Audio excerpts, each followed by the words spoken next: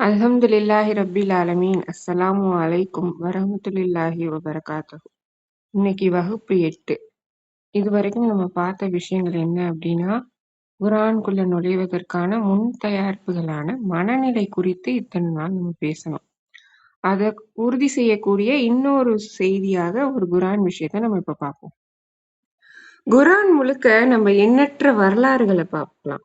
அதாவது எந்த ஒரு விஷயத்தையோ இல்ல ஒரு நற்காரியங்களையோ போதனைகளையோ எது சொல்றதா இருந்தாலும் வரலாற்று உதாரணங்களோட சொல்லும் போது அது நம்ம மனசுல ஈஸியா பதியும். அதனுடைய துவக்கமா இங்கே ஒரு வசனம் சொல்லப்பட்டிருக்கு. அந்த வசனத்தை கவனிங்க. அதாவது 2வது அத்தியாயம் 257வது வசனம். இதுல அல்லாஹ் சில வார்த்தைகளை சொல்றான். அல்லாஹ் நம்பிக்கையாளர்களின் பாதுகாவலாவான். அவன் அவர்களை இருளிலிருந்து வெளியேற்றி ஒளியின் பக்கம் செலுத்துகிறான். அதாவது மூமீன்களின் பாதுகாவலன் அல்லாஹ் அவன் அவர்களை இருளிலிருந்து ஒளியின் பக்கம் கொண்டு வரான். அதாவது அறியாமையிலிருந்து அறிவின் பக்கம், மூடத்தனத்திலிருந்து பக்குவத்தின் பக்கம் கொண்டு வரான். அதே வசனத்துல சொல்றான், ஆனால் நிராகரிப்பவர்களுக்கோ அவர்களின் பாதுகாவலர்கள் ஷைத்தான் தான். அவை அவர்களை ஒளியிலிருந்து நீக்கி இருளின் பால் செலுத்துகின்றன. அப்ப இங்க இணை வைப்பாளர்களாக இருந்தாலும் சரி, இல்ல இறை மறுப்பாளர்களாக இருந்தாலும் சரி, ஷைத்தான் தான் அவங்களுக்கு பாதுகாவலர். அவன் என்ன பண்றான்? ஒளியிலிருந்து அவங்கள இருளின் பக்கம் கொண்டு செல்றான். அப்ப மறுமையில நாளைக்கு அவங்கெல்லாம் எங்க இருப்பாங்க அப்படின்னா, நிரந்தர நரகத்துல இருப்பாங்க அப்படின்றது எல்லாம் இந்த வசனத்துல சொல்றான். அதை குறிக்கும் விதமா வரலாற்றுல இருந்து 3 உதாரணங்களை எல்லாம் அடுத்தடுத்த வசனங்களை சொல்றான். அடுத்த வசனத்தை கவனிங்க. அதாவது 2வது அத்தியாயம் 258வது வசனம். நபியே, நீர் ஒருவனை கவனித்தீரா? அவனுக்கு அல்லாஹ் ஆட்சி அதிகாரம் கொடுத்ததற்கு அவன் கர்வம் கொண்டு இப்ராஹிமிடம் அவனுடைய இறைவனை பற்றி தர்க்கம் செய்தார். இப்ராஹிம் எவன் உயிர்ப்பிக்கவும் மரணிக்கவும் செய்கிறானோ அவன்தான் என் இறைவன் என்று கூறியதற்கு அவன் நானும் உயிர்ப்பிப்பேன் மரணிக்கவும் செய்வேன் என்று கூறினான். அதற்கு இப்ராஹிம், அவ்வாறாயின் நிச்சயமாக அல்லாஹ் சூரியனை கிழக்கு திசையிலிருந்து உதயமாக்குகிறான், நீ அதை மேற்கு திசையில் உதயமாக்கு என கூறினார். ஆகவே அல்லாஹ் நிராகரித்த அவன் எவ்வித விடையும் அளிக்க முடியாமல் திகைத்து வாயடைக்கப்பட்டான். இந்த வசனத்துல ஒரு வரலாறு சொல்லப்பட்டிருக்கு. என்ன அப்படின்னா, அல்லாஹ் ஒரு மனுஷனுக்கு ஆட்சி அதிகாரம், செல்வம், செல்வாக்கு இதெல்லாம் வழங்கியிருக்கான். அவனிடத்துல இப்ராஹிம் அலைஹிஸ்ஸலாம் பிரச்சாரத்துக்கு போறாங்க. அப்ப அவங்களுக்குள்ள நிறைய வாக்குவாதம் நடக்குது, நிறைய தர்க்க ரீதியான விஷயங்களும் நடக்குது. அப்ப இந்த தர்க்கத்துல இப்ராஹிம் அலைஹிஸ்ஸலாம் என்ன சொல்றாங்க அப்படின்னா, என்னுடைய இறைவன் உயிரை கொடுக்கறான், உயிரை எடுக்கவும் செய்கிறான் அப்படின்னு சொல்லும் போது உடனே அந்த மனுஷன் என்ன சொல்றான் அப்படின்னா, அப்ப நானும் தான் உயிர் கொடுக்குறேன், உயிரை எடுப்பேன், இது என்ன பெரிய விஷயம் அப்படின்ற மாதிரி அந்த மனுஷன் சொல்லி காமிக்கிறான். இப்ப இப்ராஹிம் அலைஹிஸ்ஸலாம் என்ன சொல்றாங்க, ஓ அப்படியா, இப்ப ஒண்ணு செய், என்னுடைய இறைவன் சூரியனை கிழக்கில இருந்து உதைக்க செய்யறான், நீ ஒண்ணு பண்ணு, நீ ஒண்ணு பெரிய ஆளுன்னு நினைச்சுக்கிறீல, நீ சூரியனை மேற்குல இருந்து உதயமாக்கி காட்டு பாப்போம் அப்படின்னு சொல்லும் போது அந்த மனுஷனால ஒண்ணுமே செய்ய முடியல, வாயெடுத்து போய் நின்றான். இங்க இப்ராஹிம் அலைஹிஸ்ஸலாம் என்ன செய்யறாங்கன்னா, ஒரு தர்க்கத்தை இன்னொரு தர்க்கத்தால ஜெயிச்சிடுறாங்க. அப்ப இங்க எல்லாருக்கும் உண்மை விளங்கிருச்சு. இப்படி உண்மை விளங்கப்பட்டாலும் கண்ணு முன்னாடி ஆதாரங்களை எடுத்து வச்சாலும் அந்த மனுஷன் சத்தியத்தை ஏத்துக்கிட்டானா? இல்ல, அவன் சத்தியத்தை ஏத்துக்கவே இல்லை. அப்ப அவன் உள்ள ஏன் ஏத்துக்கல அப்படின்னா, அவன் உள்ள இறுகி போயிருக்கு. அல்லாஹ் ஒருபோதும் இறுகி போன உள்ளங்களுக்கு நேர்வழி காட்ட மாட்டான். அப்ப இதுவரைக்கும் நம்ம வகுப்புகள்ல பார்த்த விஷயத்தை இந்த ஒரு உதாரணம் மூலியம் நம்ம தெரிஞ்சுக்கலாம். அதாவது உள்ளம் இறுகி போயிருந்துச்சுன்னா அவங்களுக்கு அல்லாஹ் நேர்வழி காட்ட மாட்டான். அப்ப யாருக்குதான் நேர்வழி கிடைக்கும் அப்படின்றதுக்கு உதாரணமா அதே அத்தியாயத்துல அடுத்தடுத்த வசனங்கள்ல அல்லாஹ் இன்னும் 2 உதாரணங்களோட சொல்றான். 259வது வசனம். இந்த வசனத்துல ஒரு வரலாறு வருது. என்ன அப்படின்னா, ஒரு மனிதர் ஒரு கிராமத்தை கடந்து செல்றாரு. அப்ப கடந்து செல்லும் போது அந்த ஊரே அழிஞ்சு போயிருக்கு. அப்ப அவர் இயல்பா மனசுல ஒரு சந்தேகம் வருது. அதாவது இந்த ஊர் இப்படி அழிஞ்சு போயிருக்கே, அழிஞ்சதுக்கு அப்புறம் அல்லாஹ் எப்படி இதை உயிர்ப்பிப்பான் அப்படின்ற மாதிரியான ஒரு சந்தேகம் அவருக்கு ஏற்படுது. இந்த சந்தேகம் பொதுவாகவே மக்களிடத்துல வரக்கூடிய ஒன்றுதான். அதாவது முன் வந்த நபிமார்களிடத்துலயும் மனுஷங்க கேட்ட கேள்விதான். அதாவது மனுஷன் இறந்தக்கு அப்புறம் எலும்புகள் எல்லாம் மக்கி போனக்கு அப்புறம் அவன் எப்படி புதுசா படைப்பான் அல்லாஹ் அப்படின்ற ஒரு கேள்வி. அதை நம்ப முடியலையே. இது மாதிரியான கேள்விகள் வந்து பல பேர் கேட்டிருக்காங்க. ஆனா இந்த நல்லடியார்கிட்ட பொதுவாக பார்த்தோம் அப்படின்னா அவர்கிட்ட எந்த அகபாவமும் இல்லை. அல்லாஹ்வை மறுக்கணும் அப்படின்ற மனநிலையும் இல்லை. அவருக்கு ஒரு சந்தேகம் வருது, அந்த சந்தேகத்தை தீர்த்துக்கணும் அப்படின்னு நினைக்கிறாரு. அப்ப இந்த சந்தேகத்தை தீர்த்திருக்கிறதுக்காக அல்லாஹ்கிட்டயே அவன் சரணடைஞ்சிடுறான். அப்ப அவர் என்ன கேட்கிறாரு அப்படின்னா, அல்லாஹ் எனக்கு இந்த சந்தேகத்தை தீர்த்து வை அப்படின்னோன்னு அல்லாஹ் என்ன செய்யறான், கிட்டத்தட்ட ஒரு 100 ஆண்டுகள் வந்து அந்த மனுஷனை வந்து மரணிக்க செய்து திரும்பவும் 100 ஆண்டுகள் கழித்து அல்லாஹ் அவனுக்கு உயிர் கொடுக்குறான். உயிர் கொடுத்து எழுப்பி ஒரு கேள்வி கேட்க அல்லாஹ் கேட்கறான், சும்மா எவ்வளவு நாள் நீங்க தங்கி இருந்தேன்னு சொல்லி பார்ப்போம் அப்படின்னு கேட்கும்போது அந்த மனுஷன் சொல்றான், நான் என்ன ஒரு நாள் இல்ல ஒரு நாள்ல கொஞ்ச நேரம் அது மாதிரி தங்கியிருப்பேனா அப்படின்னு நான் கேட்கறான். அதுக்கு அல்லாஹ் சொல்றான், இல்ல நீ கிட்டத்தட்ட 100 ஆண்டுகள் இங்க தங்கி இருந்த. உன் பக்கத்துல இருக்க உணவு உன் பானத்தெல்லாம் நல்லா கவனிச்சுப்பாரு, அது கெட்டு போகல. ஆனா அதே நேரத்துல கழுதையை நல்லா உத்துப்பாரு, அது எலும்புகள்லாம் மக்கி போன மாதிரி ஆயிருக்கு. இப்ப அல்லாஹ் சொல்றான், நீ கழுதையை நல்லா கவனி, நம்ம எப்படி வந்து எலும்புகள் எல்லாம் ஒன்று சேர்த்து அதற்கு மேல மாமிசத்தை அணிவிச்சு அது ஒரு உயிருள்ள பிராணியா மாத்துறோம் அப்படின்னு எல்லாம் மாத்தியும் காமிச்சான். அது அவன் கண்ணு முன்னாடியே நடந்தது. அதே மாதிரி உன்ன மாதிரி சந்தேகம் எழக்கூடிய மனிதர்களுக்கு அந்த சந்தேகத்தை தீர்க்கக்கூடிய ஒரு சாட்சியாக நம்ம இந்த சம்பவத்தை ஆக்கிறதுக்காக தான் நான் இதை செய்யறேன் அப்படின்றதையும் எல்லாம் சொல்றான். அப்ப அல்லாஹ் இங்கே ஒரு மனுஷனை 100 ஆண்டுகள் வந்து மரணிக்க செய்து திரும்ப அவனை எழுப்பி அவனையே கேள்வி கேட்கவும் செய்து அவனுக்கான சந்தேகத்தையும் எல்லாம் நிவர்த்தி செய்யறான்.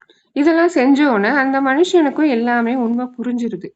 உண்மை புரிஞ்சோன்னு அந்த மனுஷன் என்ன செய்யறான், அல்லாஹ் தான் அனைத்தின் மீதும் ஆற்றல் உடையன்னு சொல்லி அல்லாஹ்ட்டயே சரணடைஞ்சிடறான். இது 2வது உதாரணம். இப்ப அடுத்த வசனத்தை பாருங்க. அதாவது வசனம் 260வது வசனம்.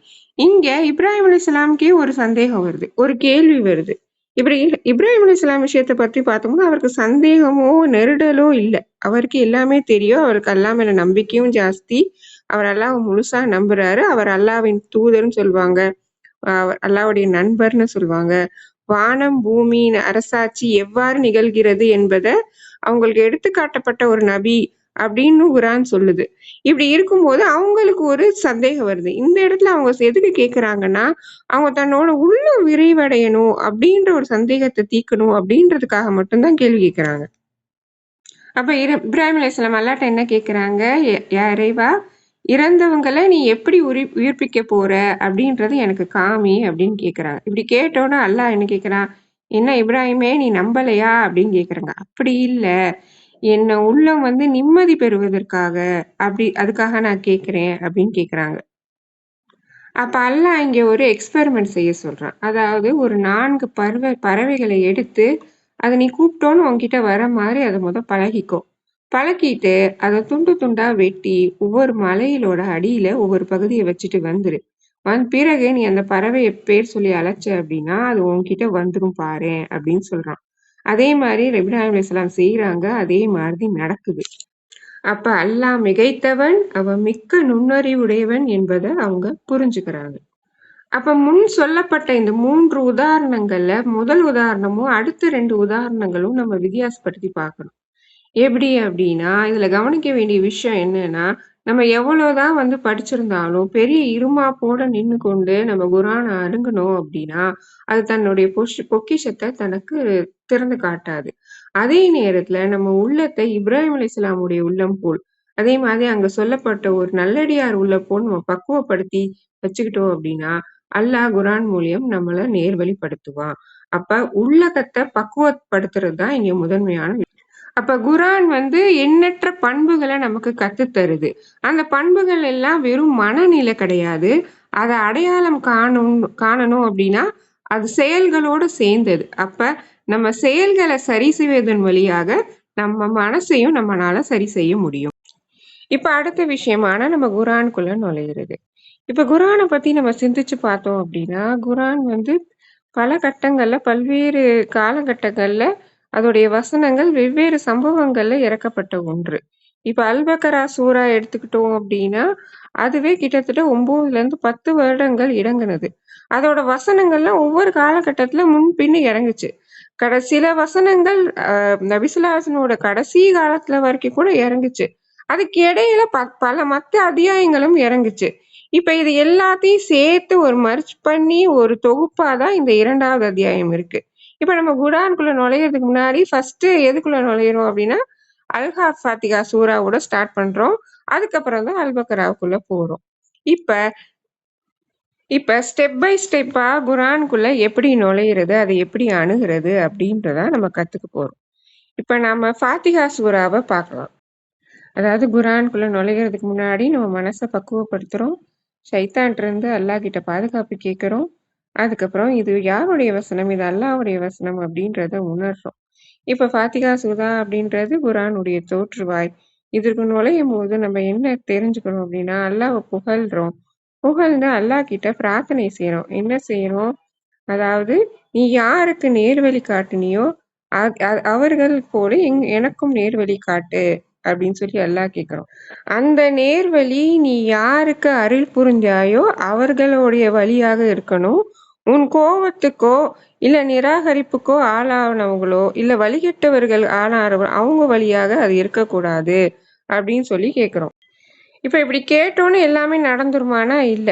அந்த கேள்விக்கான பதிலாக நேர்வழி காட்டப்படும். அப்ப அந்த வழியில நடந்தாதான் நமக்கு நேர்வழி கிடைக்கும். இப்ப அடுத்த வசனம் தொடங்குகிறது. அதாவது அல்பக்கராவோட வசனங்கள் தொடங்குது. இந்த வசனத்தை நம்ம நல்லா கவனிச்சு பார்த்தோம் அப்படின்னா அதாவது இதுதான் வேத நூல், இதில் எந்த சந்தேகமும் இல்லை, இரையச்சம் உடையவர்களுக்கு இது நேரான வழியை காட்டும். அப்ப இங்க எல்லாம் நம்ம என்ன புரிஞ்சுக்கணும் அப்படின்னா இதுதான் இறையுடைய வேதம், அதுல எந்த சந்தேகமும் இல்லை. சந்தேகம் இல்லைன்றதுக்கான எண்ணற்ற ஆதாரங்கள் இதுக்குள்ள இருக்கு.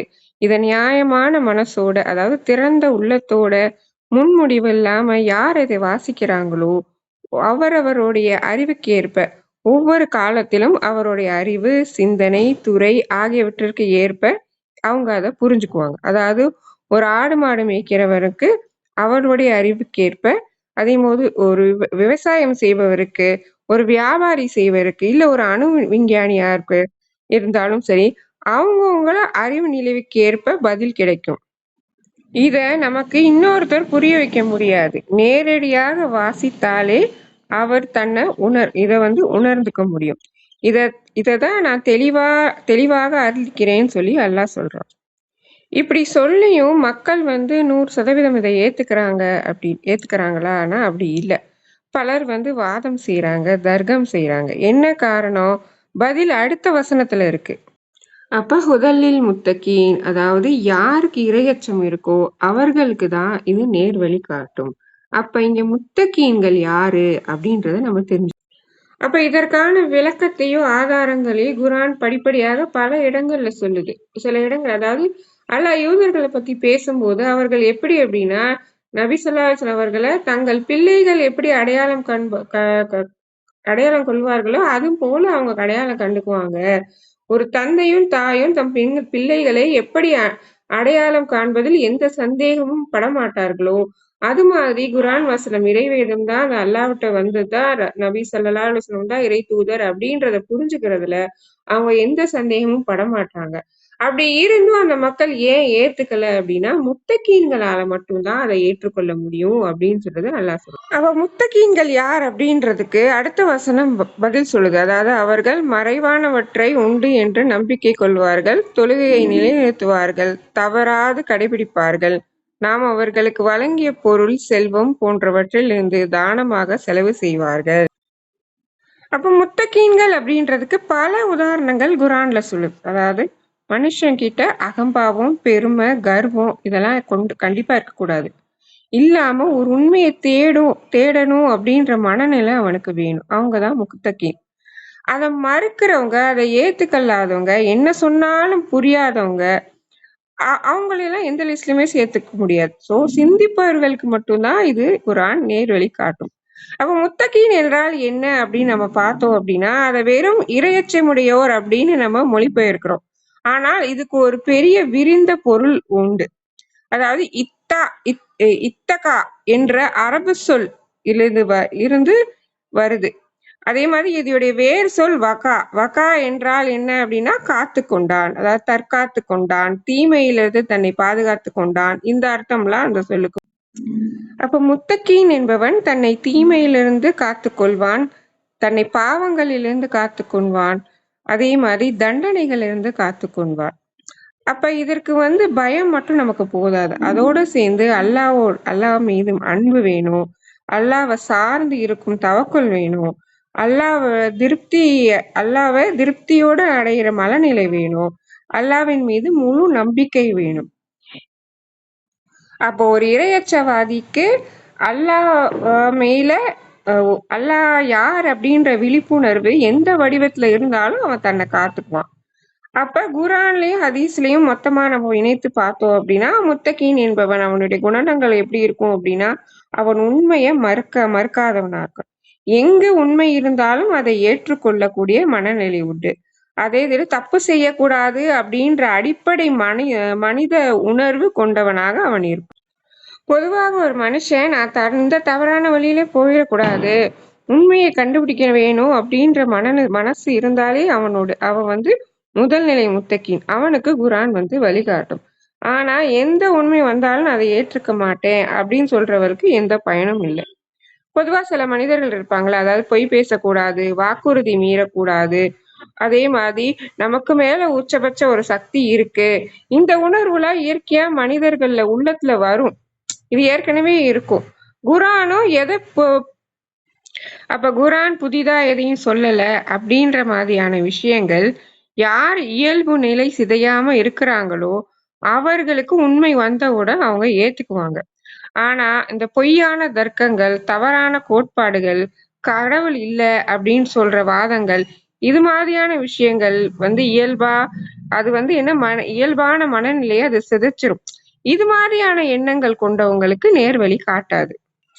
அப்ப இங்க குர்ஆன்ல சொல்லப்படுற மாதிரி முத்தகீன்களுக்கு வழி காட்டும் அப்படின்ற விஷயம் அது வெறும் மேலோட்டமான தகவல் கிடையாது. அது ஒரு வாழ்க்கையை மாற்றக்கூடிய வழிகாட்டுதல். அப்ப அந்த உயர்ந்த நிலையை நம்ம அடையணும் அப்படின்னா நம்மளும் உயர்ந்த நிலை முத்தகீன்களாக மாற வேண்டும். அந்த மனநிலை இருக்கும்போது அது நம்ம செயல்கள்லயும் அது வெளிப்படும். அதாவது அதுதான் அடுத்த வசனத்தை தெளிவா சொல்றாங்க. அதாவது முத்தகீன்கள் யார் அப்படின்னா அவங்க மறைவானவற்றை நம்புவார்கள், செயல்களை வெளிப்படும் அப்படின்னா தொழுகையை நிலைநாட்டுவார்கள், அதே மாதிரி நான் வழங்கியவற்றில் இருந்து அவர்கள் பிறருக்கு செலவழிப்பார்கள். இது மாதிரியான விஷயங்கள் அடுத்த வசனத்தை சொல்லுது.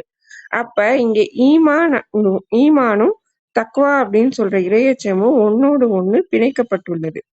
அப்ப குர்ஆன் தக்வா உள்ள மனிதர்கள் என்னென்னலாம் செய்வாங்க, அவர்களுடைய செயல்கள், அமல்கள், சிந்தனைகள், நம்பிக்கைகள் எப்படி இருக்கும்னு அப்ப குர்ஆன் சொல்லுதோ அந்த குணங்கள்லாம் நமக்குள்ள வர்ற மாதிரி நம்ம உருவாகி வர வேண்டும்.